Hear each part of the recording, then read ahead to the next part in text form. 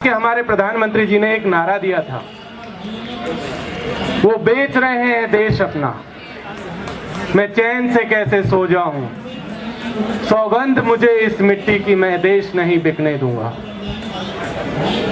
और जैसे ही वो प्रधानमंत्री बने, उन्होंने सबसे पहले वही काम किया देश को बेचने का, और एजुकेशन उनमें से सबसे प्राइम में है। जब ये न्यू एजुकेशन पॉलिसी का ड्राफ्ट आया था, हम लोग दिल्ली यूनिवर्सिटी टीचर्स एसोसिएशन में बैठ करके इस पे बड़ी लंबी चर्चा कर रहे थे। हमने लगभग 500 पेज का एक ड्राफ्ट यहाँ मिनिस्ट्री में सबमिट किया था, और उसमें बहुत सारे सजेशन और बहुत सारी चीजें थी जिसको हम लोगों ने कहा था कि इनको इनकॉर्पोरेट किया जाना चाहिए। अगर सच में आपको एजुकेशन पॉलिसी बनाने जा रहे हैं या एजुकेशन को लेकर के आपकी अगर थोड़ी भी चिंता है, तो कुछ चीजों को आप उम्मीद करते हैं कि शामिल करेंगे। लेकिन जब फाइनल ड्राफ्ट आया, हमने देखा कि उसमें से कुछ भी शामिल नहीं किया गया। ये पहली ऐसी पॉलिसी है जिसे बिना संसद में डिस्कस किए, बिना पार्लियामेंट में चर्चा कीजिए, इसे केवल कैबिनेट के लेवल से टुकड़ों टुकड़ों में जारी कर दिया गया। और जब टुकड़ों टुकड़ों में जारी किया गया, तो उन्हें मालूम है कि जिस दौर में इसे लाया गया वो कोरोना का दौर था। उस दौर में उन्हें पता था कि इस देश के लोग अपने अपने घरों में अपनी जान बचाने के लिए लड़ रहे हैं। कोई ऑक्सीजन को तरस रहा है, कोई अस्पताल में बेड के लिए तरस रहा है। और उस दौर में उस जालिम ने मौका देखा कि यही वो मौका है जब इस पॉलिसी को लाया जाए, और वो एजुकेशन की पॉलिसी लेकर के आए ताकि किसी तरीके का कोई विरोध ना हो सके। उन्होंने सिर्फ एजुकेशन का ही पॉलिसी लेकर नहीं आए, वो मजदूरों को लेकर के भी पॉलिसी लेकर के आए थे, ताकि किसी तरीके का विरोध उन्हें नहीं झेलना पड़े। और जब वो पॉलिसी का ड्राफ्ट लेकर के आए, उन्होंने कहा new economic policy, new education policy. लेकिन हम जानते हैं कि इसमें नया कुछ नहीं है। इसमें अगर कुछ नया है तो ये न्यू एजुकेशन पॉलिसी नहीं, ये न्यू एक्सक्लूजन की पॉलिसी है, जिसके जरिए इस देश के दबे कुचले शोषित पीड़ित जो तबके हैं उसको शिक्षा से बेदखल करने की कोशिश हो रही है। उसके लिए यह पॉलिसी लाई गई है। हम जानते हैं जब वो ये कहते हैं कि इस देश की एजुकेशन का 40% हिस्सा ऑनलाइन पढ़ाया जाएगा, तब समझिए कि इसी देश के राजस्थान और प्रतापगढ़ में पिछले हफ्ते हमने देखा कि अपने आदिवासी बच्चे 10 किलोमीटर पैदल चल करके अपने स्कूल पढ़ने के लिए जा रहे थे। क्या ये एजुकेशन पॉलिसी प्रतापगढ़ के उन आदिवासी बच्चों को स्कूल तक लेकर के जाएगी? हम जानते हैं कि उन्हें ये उनसे उनका विश्वविद्यालय, उनका स्कूल, उनका कॉलेज बहुत दूर लेकर के जाएगी। उनके पास ये एजुकेशन नहीं देने जा रही है। हम जानते हैं कि जब छत्तीसगढ़ में हसदेव के जंगलों को बचाने के लिए आदिवासी लड़ रहे हैं, जब वो अपनी जान बचाने के लिए लड़ रहे हैं, तो जानते हैं कि एजुकेशन पॉलिसी उनके बच्चों को शिक्षा देने नहीं जा रही है। हम ये भी जानते हैं कि पिछले महीने जब बजट सत्र चल रहा था, गुजरात विधानसभा में एक एक्ट पास हुआ।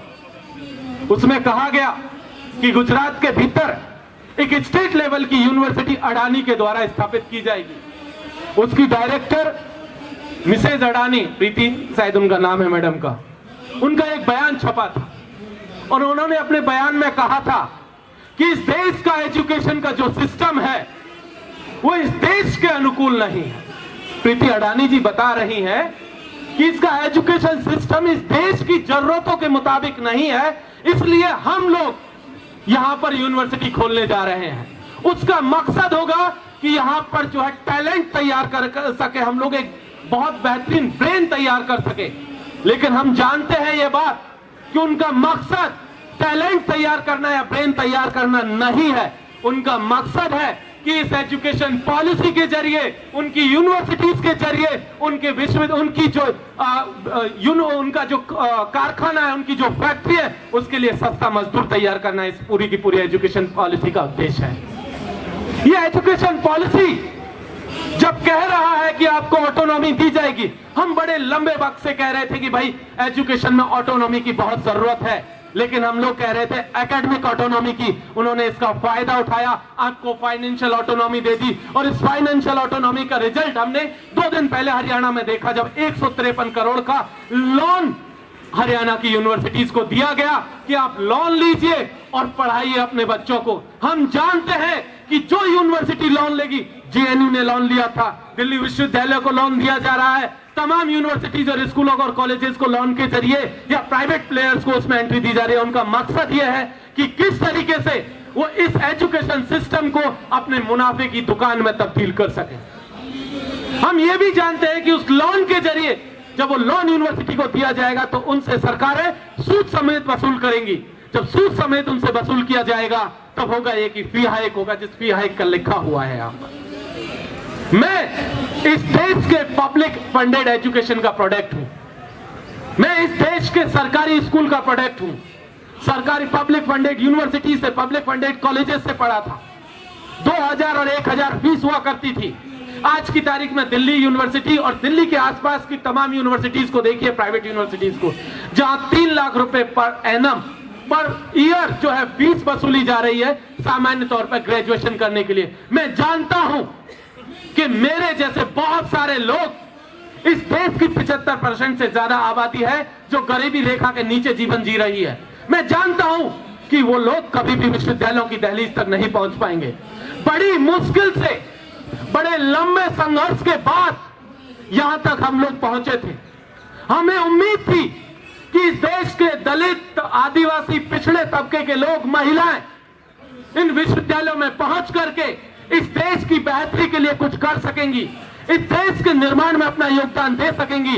लेकिन ये न्यू एजुकेशन पॉलिसी उनसे वापस उनका हक छीनने जा रही है। हम सिंपल तौर पर जानते हैं कि न्यू जो एजुकेशन पॉलिसी है, एक्सक्लूजन की जो पॉलिसी है, दरअसल मनुस्मृति का नया रूप है, उसी का नया दस्तावेज है जिसे 21वीं सदी में वापस लाया गया है।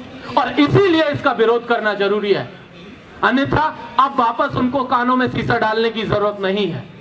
वो बिना शीशा डाले आपको जो है एजुकेशन से बाहर कर देंगे। और इसीलिए इस एजुकेशन को बनाए रखना और बचाए रखना पब्लिक फंडेड को हमारे लिए बहुत जरूरी है। और कम्युनलिज्म का जो खतरा है वो हम सब लोग जानते हैं कि उन्होंने हमारे हाथ से कलम को छीन करके, हमारे पुरखों ने बड़ी लंबी लड़ाई लड़ी थी।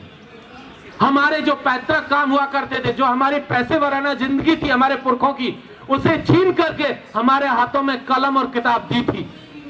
और आज जो स्थिति है वो हमारे हाथ से हमारी कलम और किताब को छीन करके तलवार देने की कोशिश कर रहे हैं। हमें वापस अपने स्कूल और अपने कॉलेजेस की तरफ जाना होगा और तभी जाकर के हम इस एजुकेशन को बचा सकते हैं। बहुत बहुत शुक्रिया। इंकलाब जिंदाबाद।